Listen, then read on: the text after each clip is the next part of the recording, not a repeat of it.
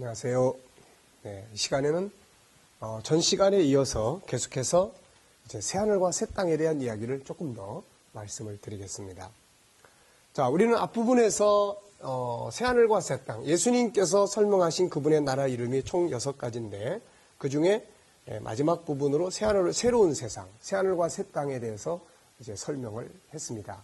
그래서 새하늘과 새 땅에 대해서 맨 처음에 소개한 사람은 이사야 선지자, 4가지의 새하늘과 새 땅의 모습, 이 세상과는 다른 것이죠. 그 다음에 예수님께서 약속하신 새로운 세상, 그 다음에 베드로가 이야기한 새하늘과 새 땅. 그러니까 이 하나님의 나라를 한 사람만 보고 이야기한 게 아니라는 거죠. 우리는 보통 천국 간증, 천국을 어떻게 주로 알고 있습니까? 보통 보면은 천국을 갔다 오신 분들이 천국에 대해서 간증하는 이야기들을 통해서 보통 우리는 천국에 대한 이야기를 들어요. 그런데 사실 천국 간증 그러면은 성경에 기록한 사람들만큼 확실한 천국의 증인들이 어디 있겠어요? 예수님은 그 나라에서 오셨죠. 또 베드로나 요한이나 이런 사람들, 바울은 그 세계를 가서 보고 왔죠. 또 요한은 그 나라가 임하는 걸 봤죠. 그리고 선지자들은 전부 계시 가운데 그 나라를 봤죠. 그리고 증거한 겁니다. 그래서 우리는 천국 간증 그러면 일반적인 사람들의 간증도 중요하지만 바로 예수님의 간증, 바울의 간증, 사도 요한의 간증. 요한이 간증해 놓은 책이 바로 무엇입니까? 그게 바로 요한계시록 아니겠어요? 21장, 22장 새로운 세계 아니겠습니까? 예수님의 간증, 그거 기록한 것이 마태마가, 누가복음, 요한복음 아니겠습니까? 그래서 우리는 그 속에서 우리가 천국에 관한 모든 것을 다 들을 수 있고 볼 수 있다. 이렇게 그래서 그 속에서 하나님의 나라를 찾고 또 보고 믿을 수 있는 믿음을 가져야 되죠. 네 번째로는 새하늘과 새 땅에 대해서 이야기한 사람이 사도 요한입니다. 사도 요한. 이 사람은 이 나라가 임하는 걸 본 거죠. 네, 그래서 사실 에덴 동산에서부터 출발했던 이 천국운동의 역사가 이 요한계시록에 와서 종결이 됩니다. 이게 완성이 되는 거죠. 네, 그래서 에덴 동산에서부터 출발된 천국운동의 역사가 이런 과정을 거쳐서 딱 완성되는 장면이 바로 계시록 21장, 22장이에요. 그래서 여기서 이제 출발을 딱 해서 딴 길로만 안 가고 이 길로만 똑바로 가면 여기를 결국 다 만나게 되는 구조죠. 그래서 창세기 1장, 2장의 실물이 바로 요한계시록 21장, 22장의 내용입니다.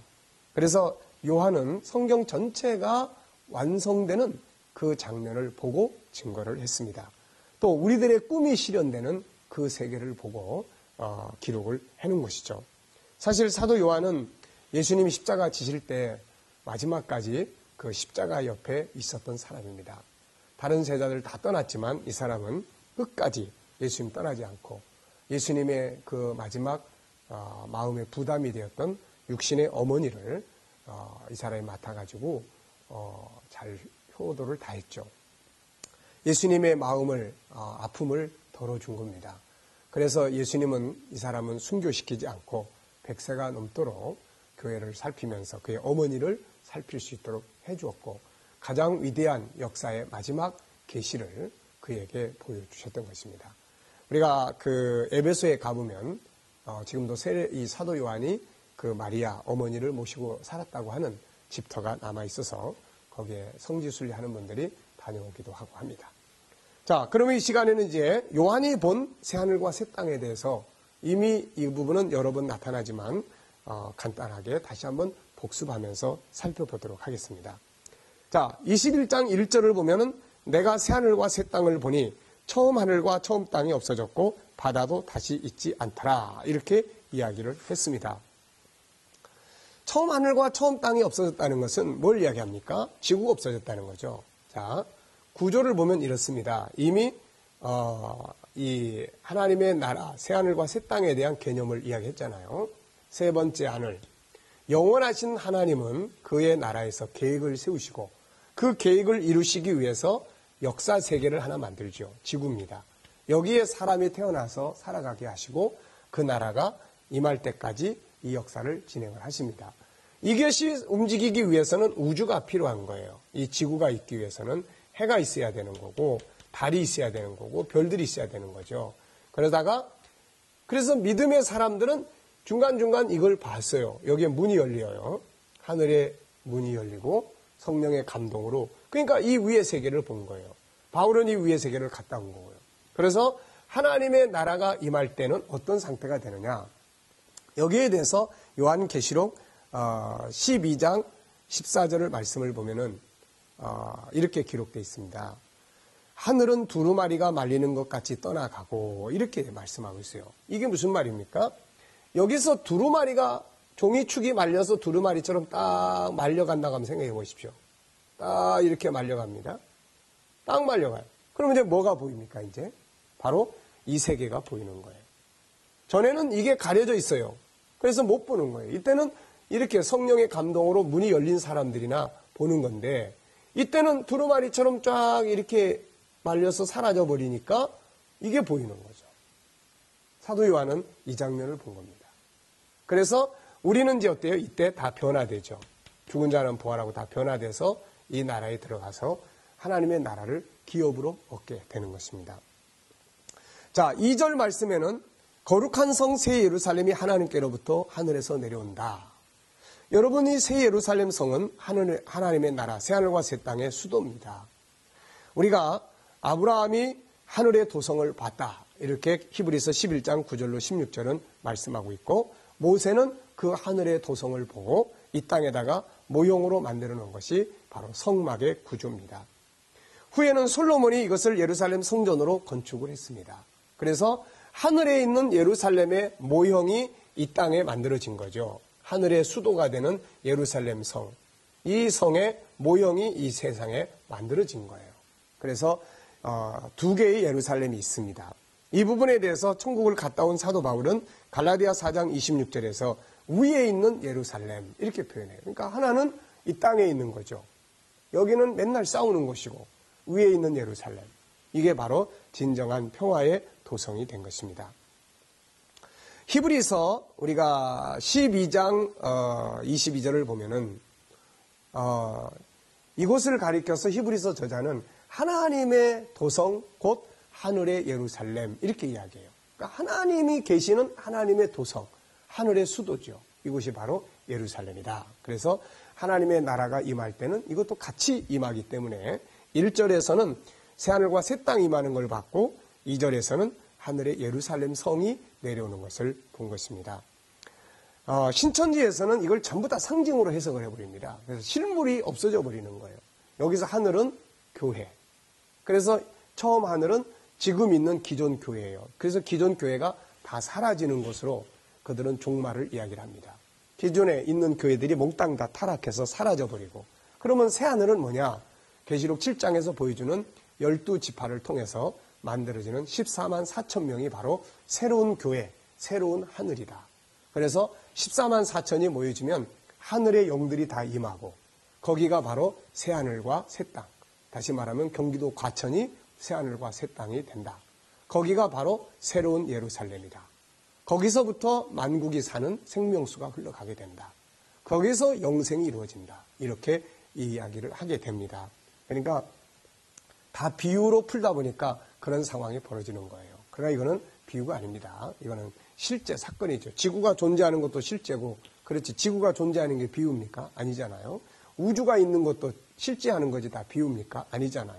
여기 있는 것들은 전부 실물을 이야기하는 거지, 여기서 무슨 이걸 비유로 이야기하겠다. 이건 다 상징이다. 이런 말 없잖아요. 이런 것들을 그저 신기하게 그 해석을 듣고 은혜를 받는다고 하는 것은 정말 어리석은 일이 아닐 수 없고 눈이 감겨져 있는 것입니다. 그 사람들은 우리 보고 계시를 보는 눈이 감겨져 있다 그러지만은 진리를 알면은 이런 것들이 다 눈이 감겨져서 그렇게 보게 되는 거 아닙니까? 성경은 분명히 하늘이 두루마리처럼 사라진다.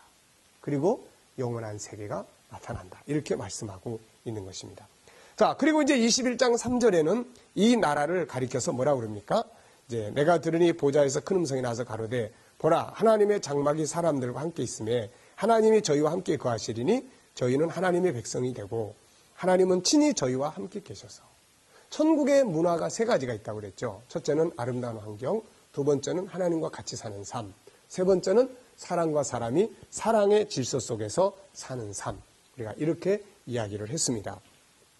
그래서 여기서는 이 하늘과 새 땅을 하나님의 집이다 이렇게 이야기해요. 하나님의 장막이다. 이제는 이 장막이 사람들과 같이 사는 거예요. 사람들이 다 그 안에 들어가니까. 그래서 하나님과 같이 살다 보니까 어떤 결과들이 나타납니까? 모든 눈물을, 그게 4절인데요. 모든 눈물을 그 눈에서 씻기심에 다시 사망이 없고, 앞에서 모든 선자들이 다 이야기했던 그 사망이 없는 세계가 바로 여기에요. 애통하는 것이나 곡하는 것이나 아픈 것이 다시 있지 않다. 질병도 없고, 곡은 약육강직 속에서 오는 한 맺힌 눈물이죠. 이런 것들이 없고, 처음 것들은 다 지나갔다. 지금 우리가 살고 있는 세상에 이런 건 다 지나가는 거예요. 자, 이 내용은 바로 에덴 동산 이후에 우리 인간이 에덴에서 쫓겨난 다음에 우리 모든, 저와 여러분 모두가 다 가지고 있던 꿈입니다. 제가 지난번에도 말씀드렸잖아요. 제가 천국운동을 일평생 하는 것은 이 나라가 너무 좋기 때문에. 왜? 이 속에 내 꿈이 실현돼. 아프지 않고, 죽지 않고, 고통받지 않고, 모두가 사랑하고 존경하고 영원히 살면서 사랑하는 자식들과 우리 모든 가족들이 다, 그리고 모든 인류가 다 정말로 사랑의 질서 속에서 존중의 여김을 받고 걱정 근심 없이 영원히 사는 거, 이게 저의 꿈이고 여러분의 꿈이 아닙니까? 바로 이 꿈이 실현되는 세계다. 이사야가 이야기했죠. 전쟁이 없는 세계, 서로 사랑하고 존중히 여기는 세상, 죽음이 없는 세상, 질병에서 자유하게 되는 세상, 영원히 기뻐하는 세상, 주님이 오셔서 선포하셨던 자유의 세계, 바울이 그토록 간절히 기다리던 자유의 세상, 우리의 수고가 다 영광과 상급으로 나타나는 세상. 세상은 우리가 열심히 수고해도 잘 안 나타나요. 그래서 속상하고 억울하고 그런 것입니다. 자, 21장 5절. 이 세계를 설명합니다. 보좌에 앉으신 이가 가라사대 내가 만물을 새롭게 하노라 하시고 또 가라사대 이 말은 신실하고 참되니 기록하라. 자, 새롭게 되는 세상이에요. 만물이 새로워지는 세상입니다. 모든 것이 다 새로운 것들로 꽉 차 있는 그런 세상이죠. 새로운 만물이 새롭게 된다. 아무것도 없는 세상이 아닙니다. 이 세계가 무의 세계가 아니에요. 그럼 아무것도 없는 거기에 기쁨이고 즐거움이 뭐 있겠어요? 우리는 무의 세계가 아닙니다. 우리는 세상보다 더 좋은, 가장 좋은 세계를 계시하고 소개하고 소망하고 사는 거예요. 새롭게 완성된 만물이 존재합니다. 베드로는 그 세계에 있는 것은 썩지 않고 더럽지 않고 쇠하지 않는 것이다. 베드로전서 1장 4절입니다. 이 세상에 있는 거는 썩는 거예요. 그리고 사라지는 거예요. 아무리 좋은 금메달 올림픽에서 따도 세월 지나보세요. 다 잊혀지고 사라집니다. 그런데 하늘의 나라는 영원히 존재하고 영원히 썩지 않고 병들지 않는 것입니다. 그리고 이 말씀은 진리예요. 하나님께서는 이 말씀은 참되고 신실하고 참되다. 거짓말이 없어요. 이대로 될 것입니다. 계시록 21장 6절 말씀을 보면 이제 이루었도다. 이거 참 중요한 말입니다. 기독교는 시작한 일이 진행돼서 완성되어지는 거예요. 자, 우리가 창세기 1장, 2장에서 천지창조가 시작이 돼요. 천국운동이 시작이 돼요. 이게 진행이 되다가 이렇게 완성이 되는 것입니다. 이 좋은 세계로 완성이 되는 거예요. 그래서 이 세계를 하나님께서는 이제 시작한 그 일이 이렇게 완성이 되는 것이다. 이렇게 말씀하고 있는 것입니다. 그래서 우리는 이 완성될 그날을 바라보면서 소망을 갖고 살아야 되는 것이죠. 자, 21장 7절에는 이제 이기는 자들이 이 세계를 기업으로 얻는다. 나는 저의 하나님이 되고 그는 내 아들이 되리라. 성경은 많은 부분에서 성도들이 받게 될 기업에 대한 이야기를 했습니다. 성경 전체는 바로 기업에 대한 이야기예요. 네.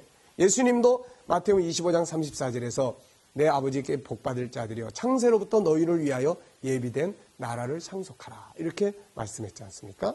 갈라디아 3장 29절에는 너희가 그리스도의 것이면 아브라함의 자손이요 약속대로 유업을 이을 자라. 우리가 유업으로 받는 그 나라는 바로 이 새하늘과 새 땅이에요. 네. 이기는 자는 이것들을 유업으로 얻으리라. 그래서 우리는 믿음의 싸움에서 승리해야 되는 것입니다. 세상이 힘들고 어렵지만 이 땅에서 믿음 지키는 싸움, 사명 감당하는 싸움, 선한 싸움, 이 싸움을 잘 마치면 썩지 않는 나라, 영원한 나라에서 영광과 상급을 기업으로 받아요. 이렇게 좋은 세계를 우리가 기업으로 받는 거예요. 이 얼마나 감격스러운 이야기가 되겠습니까? 교회는 이렇게 세상에서 싸워서 이기는 성도들을 양육해야 되는 것입니다.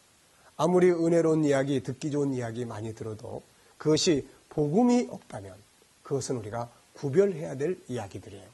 그리고 이 세상에서 비록 때로는 잃어버린다 할지라도 우리는 싸워서 이기는 자들이 돼야 돼요. 왜 그러냐면은 21장 7절은 이기는 자들이 이 나라를 기업으로 얻는다. 근데 21장 8절에는 패배하는 자들, 믿음의 싸움에서 패배하는 자들이 들어가게 될 지옥에 대해서 설명을 해요. 모든 인류는 궁극적으로 이 나라에 들어가든지 하나는 지옥불 속에 들어가든지 모든 인류는 둘 중에 하나를 하게 되게 되는 것입니다. 성경은 천국과 함께 지옥을 소개해요. 21장 8절에 보면 두려워하는 자들과 믿지 아니한 자들과 흉악한 자들과 살인자들과 행음자들과 술객들과 우상 숭배자들과 모든 거짓말하는 자들은 불과 유황으로 탄 못에 참리하리니 이것이 둘째 사망이라. 이런 것이 정말 있다면 여기에 들어가면 안 되잖아요. 영원히 불붙는 유황못에 던져져서 영원한 고통을 받으며 산다는 것. 이것은 생각하기도 싫은 고통이 아닐 수 없어요. 여기에 내 자녀가 들어가면 되겠습니까? 여기에 내 가족들이 들어가면 되겠습니까? 여기에 내 이웃들이 들어가면 되겠습니까? 여기에 온 세계 누구 한 사람 들어가면 되겠습니까? 그래서 원수일지라도 여기 들어가면 안 되잖아요. 그래서 원수를 사랑하게 되고 어떻게든 이 복음을 듣고 돌아오게 하려고 애쓰는 것입니다. 성경 전체는 지옥에 대해서 많이 이야기를 해요. 특히 예수님은 마태복음 10장 28절에 보면 몸은 죽여도 영혼은 능히 죽이지 못하는 자들을 두려워하지 말고 오직 몸과 영혼을 능히 지옥에 멸하시는 자를 두려워하라 이렇게 말씀을 합니다. 마태복음 13장 41절로 42절에도 그날에 천사들이 와서 불법을 행하는 자들을 건져내서 풀무불에 던져넣으리니 거기서 슬피 울며 이를 갈미 있으리라. 마태복음 18장 8절로 9절에는 손이나 발이 범죄하거든 찍어버려라. 그거 없이 천국에 들어가는 것이 다 가지고 지옥 가는 것보다 더 낫다는 거죠. 그만큼 지옥은 고통스러운 것이라는 것입니다. 마태복음 25장 30절에는 이 무익한 종을 바깥 어두운 데로 내쫓으라. 그래서 지옥의 또 한 부분은 어둡고 음침한 곳임을 말씀하고 있습니다. 25장 41절에는 마귀를 위해서 예비된 영영한 불에 들어가라. 원래 이 지옥은 사람을 위해 존재하는 것이 아니라 마귀를 위해서 준비해둔 형벌의 장소였어요. 그런데 인간이 범죄하니까 같이 들어가게 되는 거죠. 누가복음 16장 19절로 31절에는 부자와 나사로의 예를 들어줍니다. 그래서 사람이 사후에 천국과 지옥으로 간다는 것을 보여주고 있죠.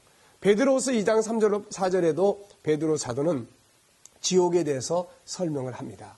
사도들의 글 속에서는 멸망이라든지 혹은 심판이라든지 영원한 형벌들이라는 말을 많이 써요. 이런 말들은 다 지옥을 가리키는 말입니다. 데살로니가 후서 1장 8절로 9절에 보면은 하나님을 모르는 자들과 우리 주 예수의 복음을 복종치 않는 자들에게 형벌을 주시리니 이런 자들이 주의 얼굴과 그의 힘의 영광을 떠나 영원한 멸망의 형벌을 받으리라. 이렇게 말씀하고 있어요. 우리의 자녀들이 좋은 대학에 가는 것도 참 중요합니다. 또 세상에서 성공해서 정말 돈을 많이 버는 것도 중요해요. 그렇지만은 내 자녀들, 내 가족들이 이 나라에 들어가는 것보다 더 중요한 일은 없습니다. 그래서 예수님께서는 누가복음